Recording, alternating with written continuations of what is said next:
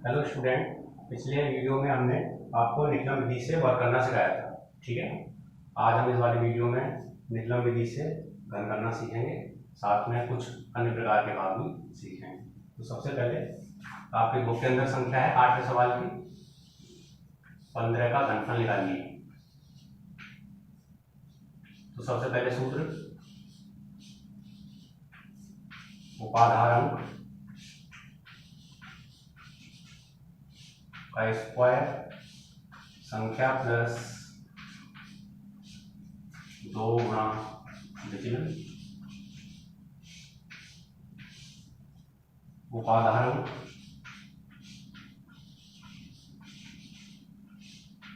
गुणा 3 गुणा विचलन स्क्वायर और विचलन का क्यूब। ये घनफल निकालने का है। उपादान का स्क्वायर संख्या प्लस 2 गुणा विचलन, उपादान गुणा 3 गुणा विचलन स्क्वायर और विचलन का क्यूब। अब देखें 15 में आधार 10 लेंगे, उपाधार 1 और विचलन हो जाएगा इसका 5। ठीक है, अब देखें उपादान 1 का स्क्वायर संख्या कितनी है इसमें 15 प्लस 2 गुणा विचलन है हमारा 5, फिर उपादान 1 गुणा 3 गुणा विचलन है हमारा 5 का स्क्वायर और उसके बाद में 5 का क्यूब। तो एक का वर्ग हो गया 1, 5 दूनी 10, 10 और 15 25। चलो ऐसे लिख देते हैं इसको। 1 दिया 3, 5 का स्क्वायर 25, 5 का क्यूब 125। तो 15 और 10 25, 25 को 1 से गुणा करेंगे 25, 25 दिया हो गया 75 और ये हो गए आपके 125। अब ध्यान देने वाली बात है, तो देखिए आधार में कितना जीरो है 1, तो आधार में जितना जीरो होते हैं उतने ही अंक सेकंड और थर्ड खंड में रखे जाते हैं। ये बात बहुत इंपॉर्टेंट है, इसके लिए आप इसको नोट कर लें। आधार में जितने शून्य होते हैं उतने ही अंक सेकंड और थर्ड खंड में रखे जाते हैं। तो आप देखें इसमें 1 2 3 अंक हैं, तो हम इसमें से कितना अंक लेंगे 5, तो ये 5 यहाँ पर आएगा। अब देखिए ये 12 है, इसको हम थोड़ा ऐसे लिख दें, तो ये 12 इधर आएंगे, तो ये हो गए 5 और 2 7, 7 और 1 8, तो 87 में से क्या आएगा यहाँ पर 7। अब ये देखो 8 है, ये 8 किस में आएगा 25 में, तो 25 और 8 कितने हो गए 33। तो 15 का घन हो गया 3375। ठीक है, नोट करना है इसे। अब देखिए आपकी बुक में एक संख्या ले रहे हैं हम, 11वां सवाल ले लेते हैं 208।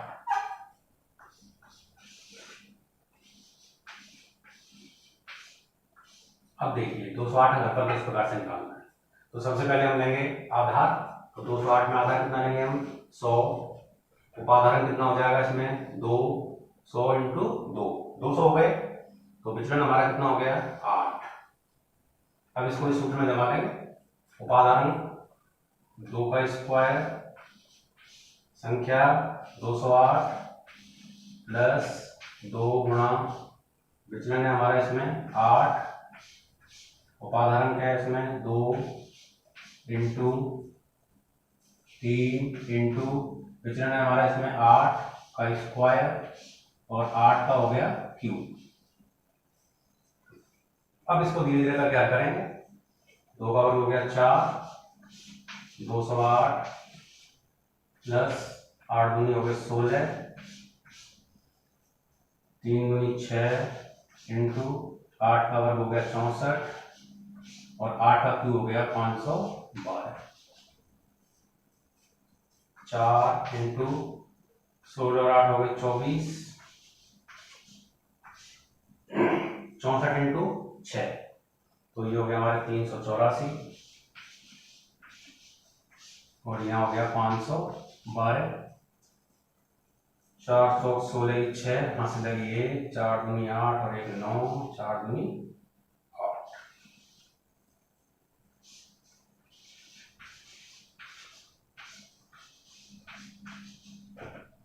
अब देखिए आप, तो मैंने अभी आपको समझाया था आधार में जितने शून्य होंगे उतने ही अंक सेकंड और थर्ड खंड में रखे जाएंगे। तो इस सवाल में आधार में कितने शून्य हैं? 2। तो आप समझ जाएं कि सेकंड खंड में से और थर्ड खंड में से मैं दो अंक लूंगा, तो इसमें से थर्ड खंड में सबसे पहले हमको क्या लेना पड़ेगा? इसमें 12। तो ये जो 5 है वो कहां पर आएगा? सेकंड खंड में। तो ये हो गए 4 और 5 9, 8 और ये 3। तो मैंने आपको समझा दिया सेकंड में भी कितने खंड अंक लेने हैं हमको? 2। तो इसमें से क्या लेना पड़ेगा हमको? 8 9। अब ये 3 कहां पर आएगा? फर्स्ट खंड में। तो ये हो गया आपका 6 और 3 9, ये हो गया आपका 9 और ये हो गया आपका 8। तो ये हो गया 899।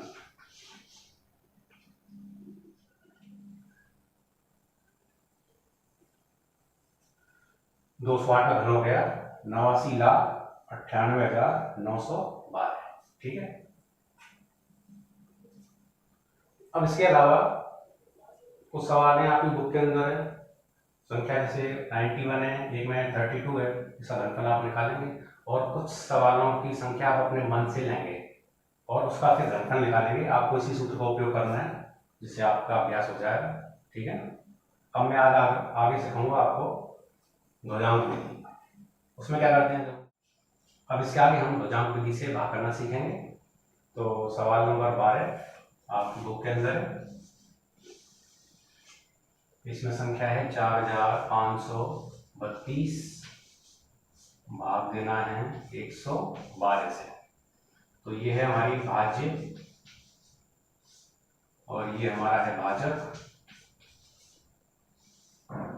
तो सबसे पहले हम 3 खंड बनाएंगे इसके, फर्स्ट सेकंड और ये थर्ड। सेकंड खंड थोड़ा बड़ा बनाएंगे। अब देखिए भाजक में इकाई का अंक है, उसे लेंगे हम ध्वजांक 2 और बचे हुए अंक हैं उसे लेंगे मुख्यांक। तो ये हो गया 11। तो ये तो हो गया हमारा ध्वजांक और ये हो गया हमारा मुख्यांक।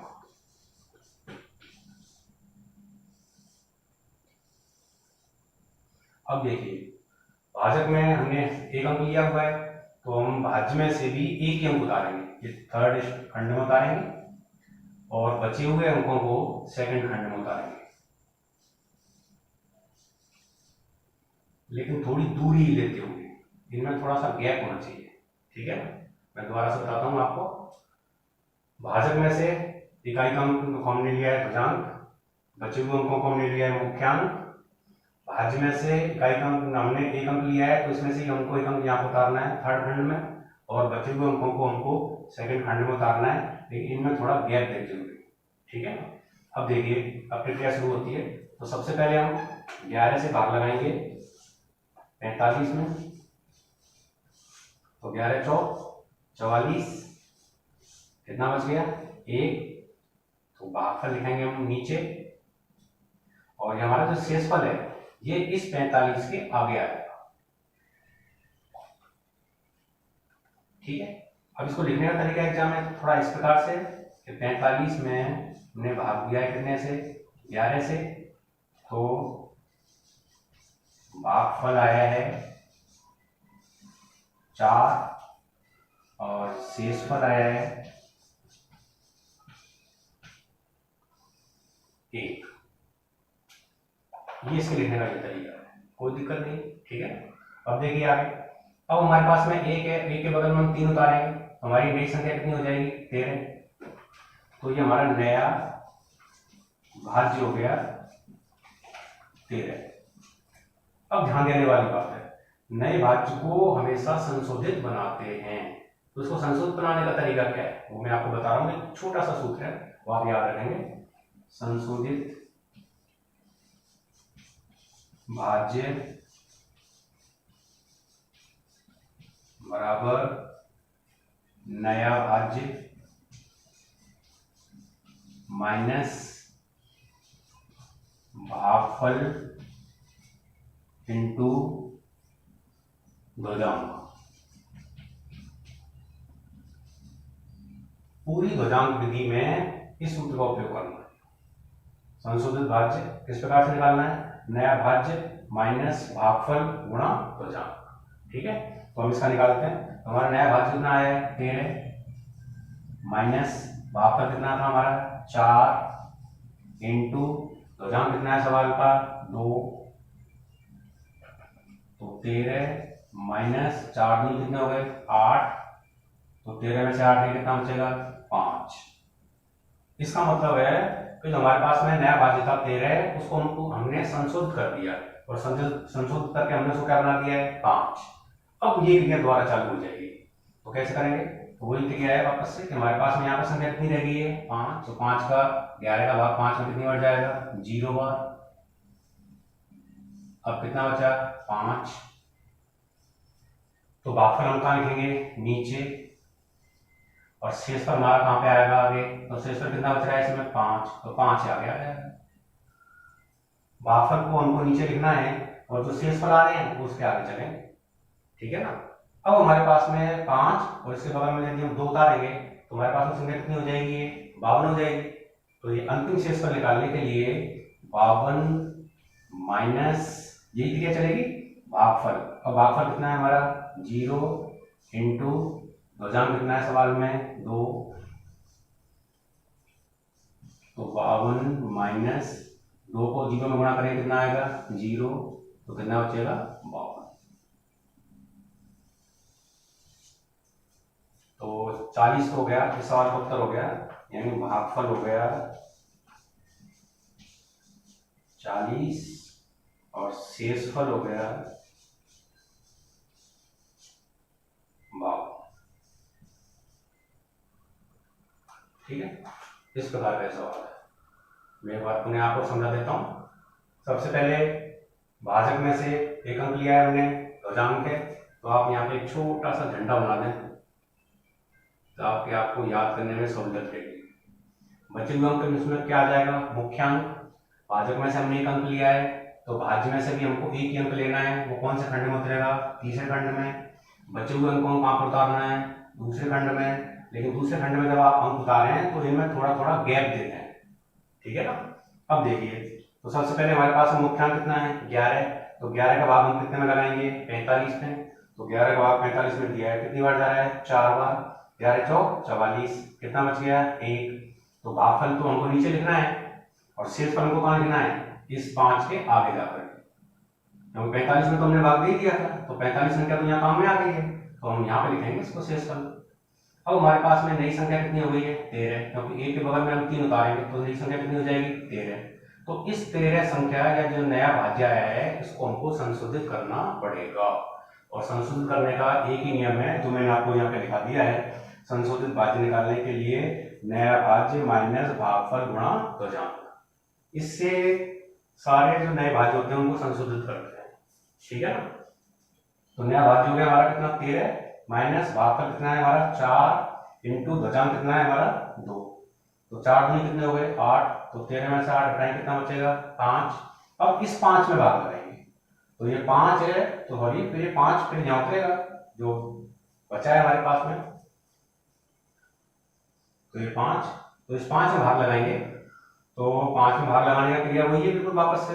मुख्यांक कितना है हमारा 11। तो 11 से 5 में भाग लगाएंगे तो कितना आएगा 0 बार जा रहा है। कई स्टूडेंट यहाँ गलती कर देते हैं बहुत जगह, तो ये बहुत अच्छी समझने की बात है, ध्यान से समझेंगे। तो 11 का 5 में भाग कितनी बार जा रहा है 0 बार जा रहा है, कितना बचेगा 5। तो भागफल हमको नीचे लेना है और शेष पर हमको कहाँ लेना है, ये वाला 5 कहाँ पर आएगा, यहाँ पर आएगा, ठीक है ना। इसको आप ऐसे भी लिख सकते हैं जैसे मैंने यहाँ पे लिखा हुआ है, ये जो लाइन लिखी है ये आपको दिख रही है, देखो ये लाइन लिखी हुई है, इसको भी वैसे लिख सकते हैं आराम से, ठीक है ना, कोई दिक्कत नहीं। अब हमारे पास में अंतिम शेष पर कितना हो गया, ये शेष पर कितना हो गया 5, 5 बने 2 तारों तो कितना हो जाएगा 52। तो इसको फिर संशोधित करेंगे, तो संशोधित करने का यही तरीका है, तो 52 माइनस भागफल कितना है 0 और ध्वजांक कितना है 2, भागफल गुणा ध्वजांक, तो 0 गुणा 2, तो 2 को 0 में गुणा कितना आएगा 0 आएगा, तो 52 में 0 घटाया कितना बचेगा 52, तो ये अंतिम शेषफल बच गया। तो इस पूरे सवाल का आंसर हो गया, भागफल तो हो गया हमारा 40 और शेषफल हो गया हमारा 52, ठीक है, नोट करना है।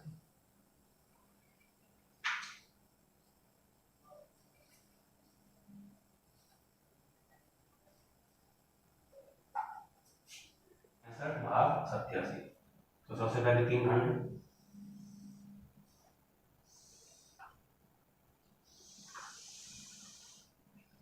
तो अभी मैंने आपको समझाया, तो भाजक में से इकाई अंक ले लिया हमने ध्वजांक 7, इसके नीचे मुख्यांक ले लिया हमने 8। अब देखिए, तो इसमें से हमने एक अंक लिया है, तो हम भाज्य में से भी एक अंक लेंगे 5, बचे हुए अंकों को हम बीच में लिखेंगे 9, 8, 7, 6, ये तो जमाने का तरीका हो गया, ठीक है, आप लोगों को समझ में आ गया होगा। अब देखो प्रक्रिया क्या चलेगी इसकी, सबसे पहले यहाँ लिख देंगे ये ध्वजांक और ये है हमारा मुख्यांक,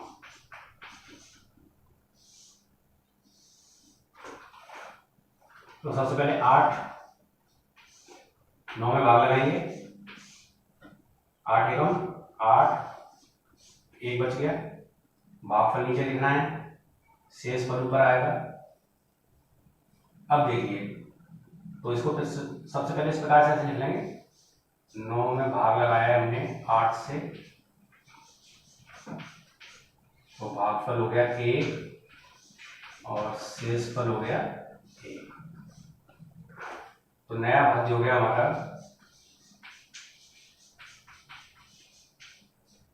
1 के बगल में 8 उतर आएगा, तो नया भाज्य कितना हो गया हमारा 18, तो इसको संशोधित बनाएंगे, संशोधित भाज्य, तो अभी मैंने आपको समझाया नया भाज्य माइनस भागफल इंटू ध्वजांक, तो नया भाज्य हमारा कितना है 18 माइनस भागफल कितना है 1, ध्वजांक कितना है 7, तो 18 में से 1 को 7 में गुणा करके कितना आएगा 7, तो 18 में 7 गए तो कितने बचेंगे 11। अब हम 11 में भाग लगाएंगे 8 से, तो कितनी बार जा रहा है 8 एकम 8, अब कितना बचेगा 3, तो भागफल हमको नीचे लिखना है और शेष पर हमारा कितना बचा है 3, उसे हमको आगे लिखना है, इसको लिखने का तरीका वही है, यही है, तो 11 भाग लगाया हमने कितने से 8 से, तो भागफल कितना है 1 और शेष फल कितना है इसमें 3। अब देखिए आगे, तो 3 और 3 के बगल में हम 7 उतारेंगे, तो नया भाज्य हमारा कितना हो जाएगा 37,